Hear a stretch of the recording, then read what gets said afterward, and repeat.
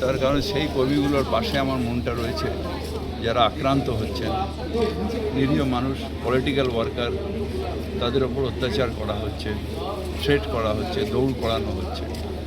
এটা গণতন্ত্রের সংস্কৃতি নয়, বাংলার সংস্কৃতি নয়।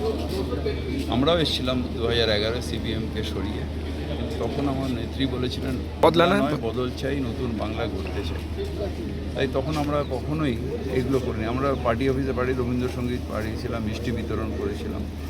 কিন্তু আজকে যেটা হঠাৎ করে হচ্ছে, এবং আমি জানি না এটা কী এতে হবে, এই উগ্রতার বাংলায় কিন্তু কোনো স্থান নেই। আপনি যে এত ভোটে জিতলেন, কাকে উৎসর্গ করবেন মানে এই আবহাওয়া? ভোট এলাকার মানুষকে উৎসর্গ করব। তারা আমাকে এই ভোটে দিয়ে এই বাজারেও তাদের মধ্যে এইটা পৌঁছয়নি, মানে সাম্প্রদায়িকতা পৌঁছয়নি। তারা আমাকে এই সাহায্য করেছেন।